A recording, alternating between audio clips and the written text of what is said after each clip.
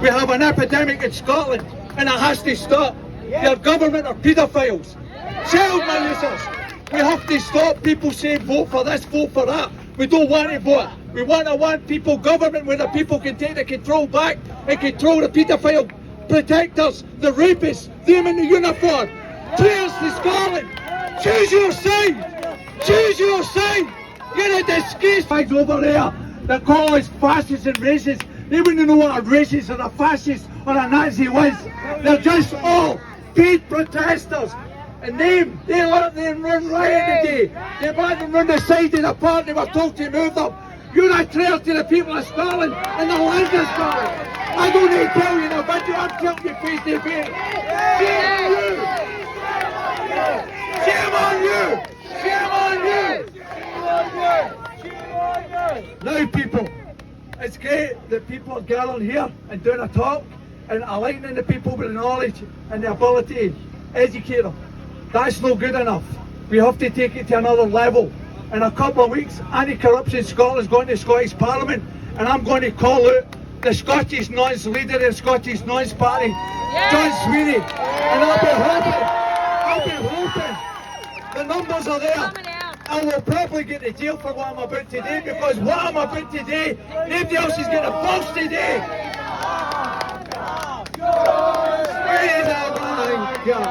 John Sweeney's a right.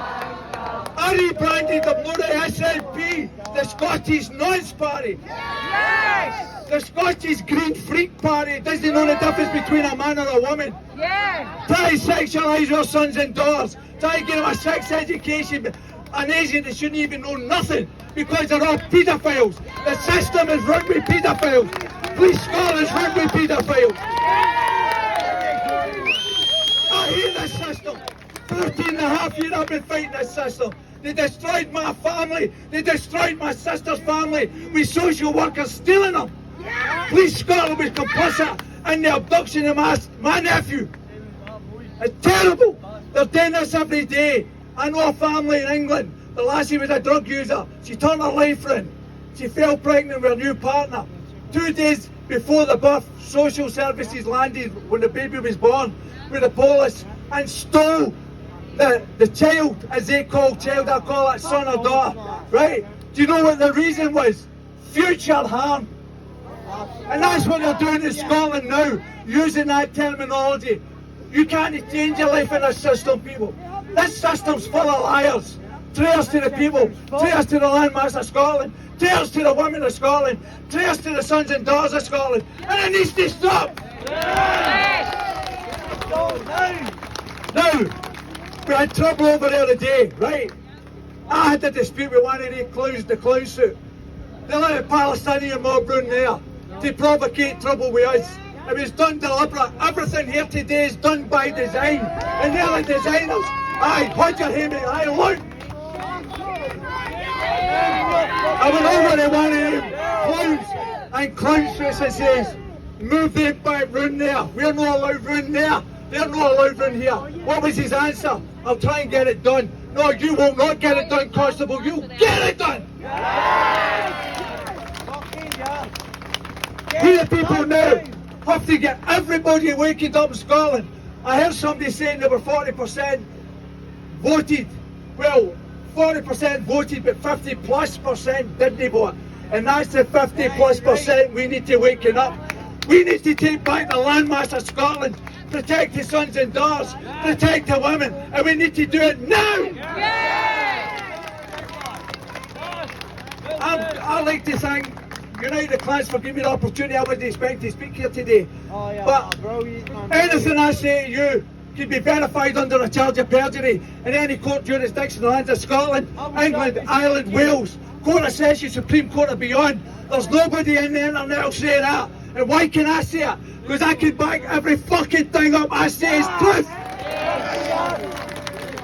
As I said, I'm on TikTok, Anti-Corruption Scotland. I'll be putting a video up shortly looking for numbers for the Scottish Parliament. Shit's about to hit the fan. Sweeney doesn't come out, I'm coming in! Enough is enough!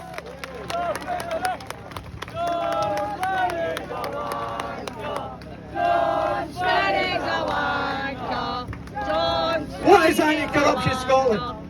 We are the people for the people. Who is Anti-Corruption Scotland?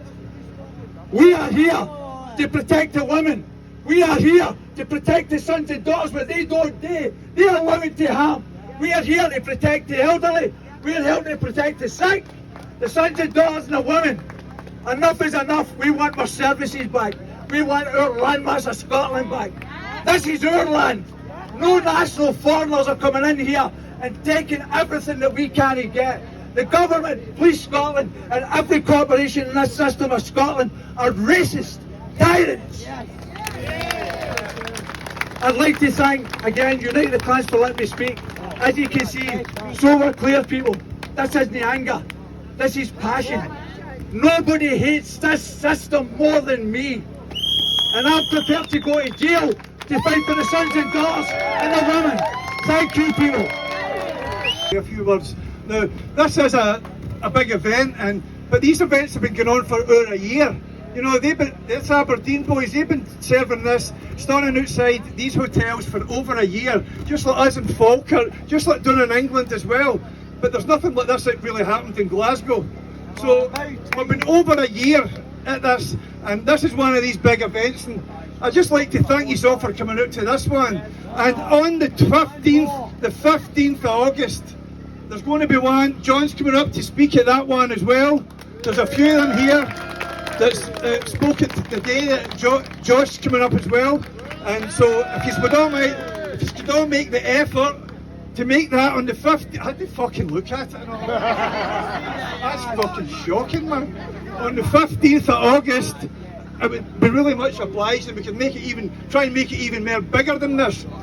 There's actually been 1 rape and 7 sexual assaults out of the Claddon Hotel in Falkirk. 7 rapes, 1 sexual assault. No, 7 fucking sexual assaults and 1 rape. I'll let you try and decide what's confusing me now. But it's the 15th of August, and if any of you could make it up, it was going to be as good as this, if no better. Thanks. Under persecution from the police. I spent the last couple of days in the police cells myself because they said that I was causing the community's fear and alarm. Right? But we all know there's many sex offenders placed in our streets, and it's down to local authority and Police Scotland to let every person in that street know and feel safe. So I've had the trouble with the police. Also, my son's had the trouble with the police, and unfortunately he can't stand here and speak today because of ongoing matters with him. They tried to shut us down a couple of days ago. They tried to take their equipment out of my house. They tried to shut this event down. So that just shows you we're up against it, people. Yeah. So if you can't bear with me, I'm going to speak the words that my son would have said to you today. Yes.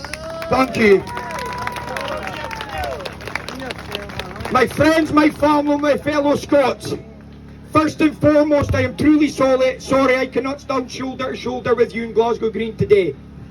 Over recent days, many of you have seen what I've shared and what I've endured. Persistent police harassment simply for speaking up for our communities and standing for what is right. That harassment has made it impossible for me to be here today. But let me be clear, I am with you in spirit, heart and every beat of this fight. I am prouder than words can say to see every single one of you standing here today, standing for our country, standing for our women, standing for our children. This is our moment, and you are here to make it count. Glasgow, listen to me closely. For centuries, our ancestors stood in this very soil, looked across our hills, and fought to protect this land. Throughout history, Scotland has battles, usually laid beyond our borders. But that era has ended. Today, the danger is no longer in a distant horizon. It is right here, on our streets, on our very doorsteps. We are standing at a crucial turning point in our history. The alarm bells are ringing, the fire is lit, and if we don't hurry up and rise now, then we must certainly fail. Look at us, for generations they have kept us divided. They've kept us fighting over old history, playing out the Scotland-England beef. But let me tell you, that fight is over. It is time for the whole of the UK to stand together, united, as one, and say, send them home! Send them home!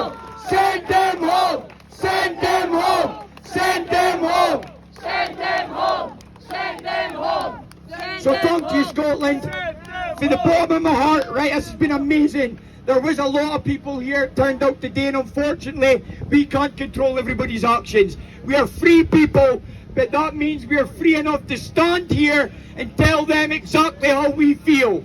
There will be more things organised in the future for true people of Scotland to come together, and keep an eye on our page, because we will be building something to give the ordinary person a voice. Yes. So please keep an eye, it will come in the future. The details are being ironed out now. But we will speak for the people of Scotland, and we will let them know that our voices matter, and Scotland for the Scots. Thank you. Safety in the Culloden Hotel, and to be honest, it's probably one of the most heinous places in Scotland. So here we go, folks. Here's Sharon to speak to you.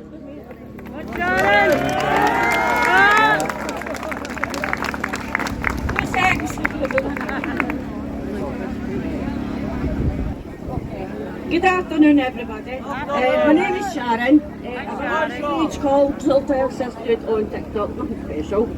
Okay. Now, I want to say thank you to the United Flag, first of all, for letting us have this platform today to have a say and spread awareness. I initially started coming to these protests over a year ago, and with all the attacks that was happening in Falkirk. As a concerned resident and a woman, for my family and grandchildren's future, and got involved with groups. It's been a roller coaster, but that's a discussion for a different day. But regardless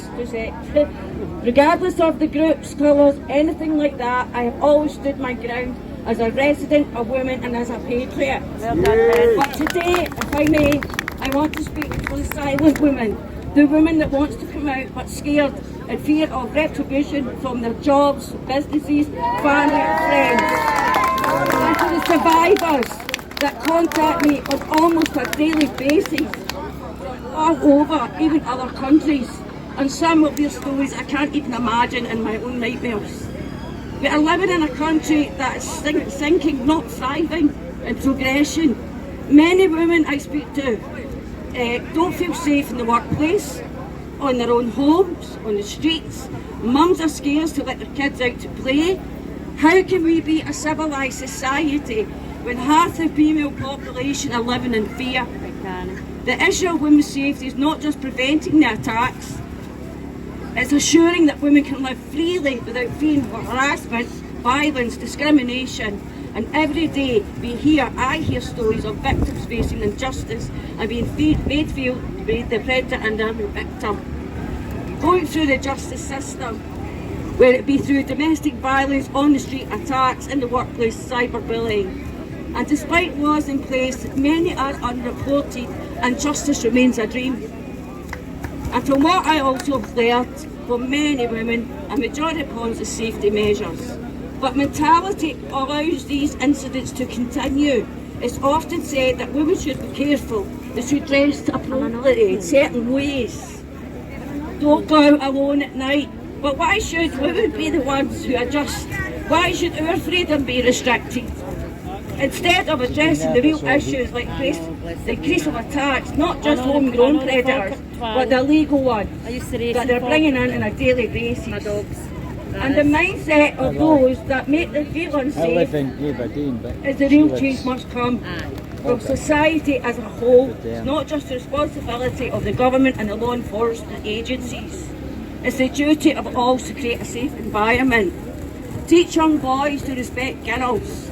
And when we encourage our young girls to be strong and independent, we build a society that does not tolerate injustice, empowered to defend themselves, whether it be through self-defence training, financial independence and confidence and courage to speak up against the wrongdoings.